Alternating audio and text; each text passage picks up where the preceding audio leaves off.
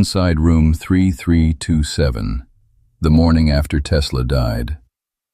Nikola Tesla did not die in a laboratory. He did not die surrounded by assistants, machines, or admirers. He died alone, in room 3327 of the Hotel New Yorker. And that is where the story should have ended. But it didn't, because the real mystery began the next morning. By then, Tesla's body had already been removed. The room was no longer frozen in the exact moment of his death. The silence had been disturbed, the scene had changed. And when his nephew entered that room, he believed something was wrong. Not with the body, with the papers. That detail matters, because when a forgotten old man dies in a hotel room, the world usually moves on. But Tesla was not just any old man. He was one of the most brilliant inventors of the modern age. A man who helped shape the electrical world we still live in. A man who spent decades speaking about future weapons, wireless power, remote control, and machines that sounded impossible until history caught up with them. So when Nikola Tesla died alone in January of 1943, people did not just wonder how he died, they wondered what he left behind. By the early 1940s, Tesla was no longer the celebrated genius the public once imagined. He had become an aging, isolated figure living in a hotel, feeding pigeons, making bold claims, and carrying the strange aura of a man who had once been far ahead of his time and now stood far outside of it. He had moved through the world like a legend who had outlived his own era. The Hotel New Yorker became the final stage of that life. Room 3327, on the 33rd floor, was not a grand laboratory. It was not a monument to genius. It was a private room in a large Manhattan hotel, modest compared to the scale of Tesla's imagination. And yet that room would become one of the most famous death rooms in modern scientific history. On January 7, 1943, a maid entered after noticing that Tesla had not responded. There had reportedly been a "Do Not Disturb" sign on the door. Inside, Tesla was found dead. He was 86 years old. There was no dramatic audience for his final hours. No trusted witness leaning over the bed to hear a last confession. No notebook capturing a final revelation. No confirmed last sentence that history can hold on to with certainty. That absence is exactly what gives the story its power. We are used to great men leaving behind final words. We want the last line, the last warning, the last truth. With Tesla, there is only silence. And then, there is the room. That is where Sava Kosanović enters the story. Sava was not a random figure drifting in from the edges of Tesla's life. He was family. He was the son of Tesla's sister. He was also the man who would become central to what happened after Tesla's death, because he was closely tied to the inventor's estate and legacy. If anyone had reason to care about what remained in that room, it was Sava. When he arrived, Tesla's body had already been taken away. Imagine the scene. A hotel room after death has a strange quality to it. The person is gone, but their presence still clings to everything. The bed, the table, the coat, the papers. The air itself seems to hold an unfinished thought. In Tesla's case, the room would have contained more than ordinary possessions. It would have held notebooks, drafts, letters, technical sketches, ideas in progress, fragments of obsession, and perhaps the last remains of work the public had never fully understood. Sava believed that someone had already gone through those belongings. That suspicion is where the mystery deepens, not because it proves a conspiracy, it doesn't, but because it points to something far more unsettling, that Tesla's room may not have remained untouched after his death, and that the most important thing in that room may not have been the man himself, but the intellectual residue he left behind. His papers, his claims, his unfinished ideas. By that point in his life, Tesla had been speaking for years about a defensive particle beam weapon the press often reduced to the phrase, Death Ray. Tesla himself used the term Teleforce. Whether the device was practical, exaggerated, theoretical, or misunderstood is still debated. But what matters is this. Government officials took the possibility seriously enough to care about his documents. And that makes perfect sense when you place the story inside its real historical setting. This was 1943. The Second World War was raging. The United States was deeply sensitive to any technology that might have military value. A foreign-born inventor with a reputation for radical ideas had just died in New York, leaving behind papers that might, or might not, contain designs related to advanced weapons. Even a small chance would have been enough to trigger attention. That is exactly why Tesla's death did not remain a private family matter. Government authorities stepped in.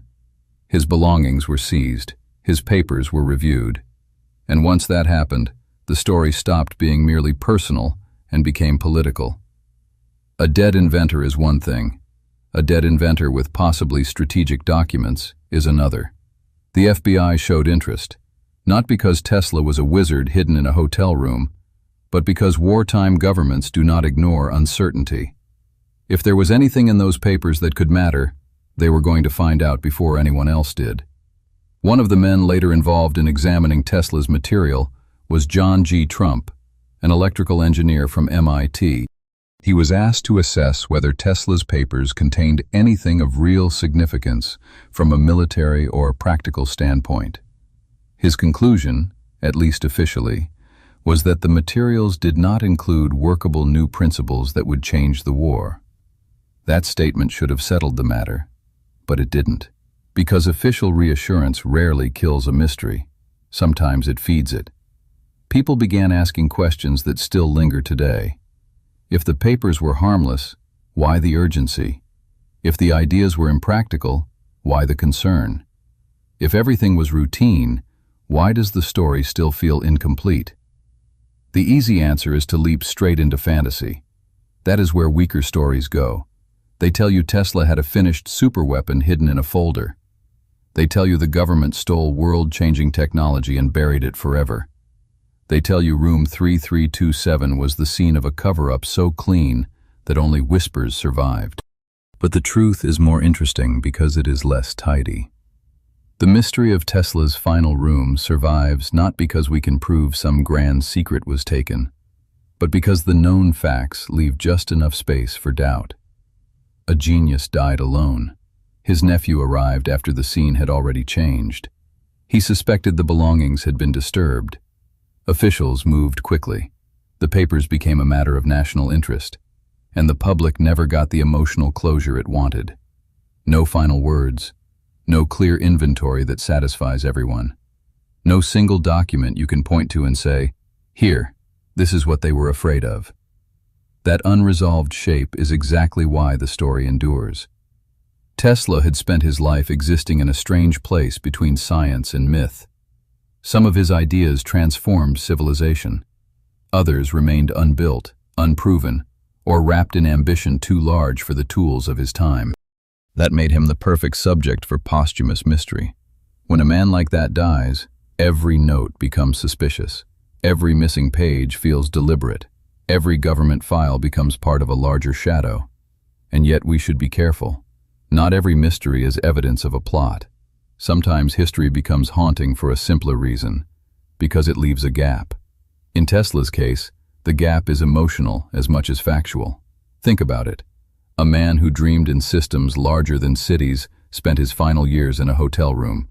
A man who once electrified the future died without a chorus of witnesses. A man who imagined forces beyond the horizon left behind papers that others rushed to inspect before the public could even begin to understand what was happening. There is tragedy in that. There is irony in that.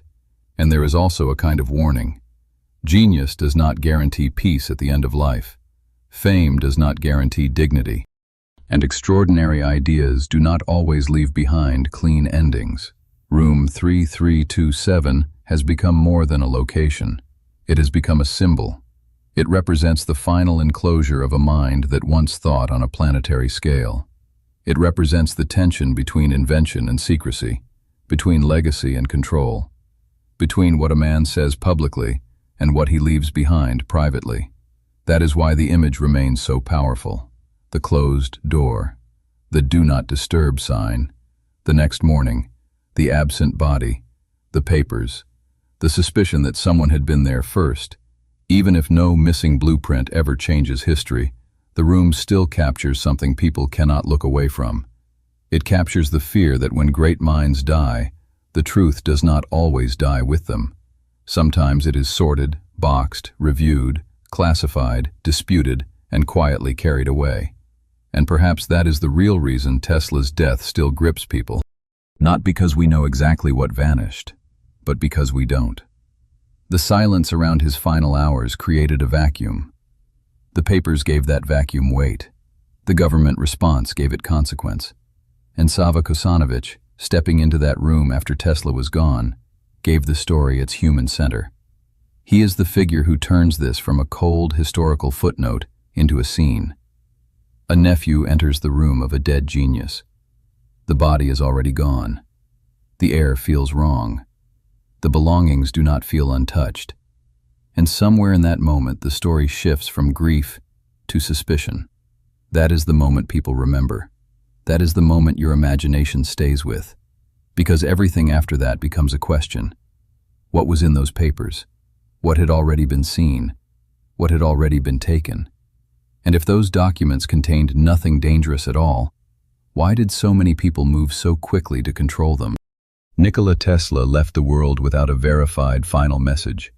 But in a way, room 3327 became his final message. Not a sentence, a scene. A locked atmosphere of loneliness, genius, secrecy, and unfinished thought. A man dies alone.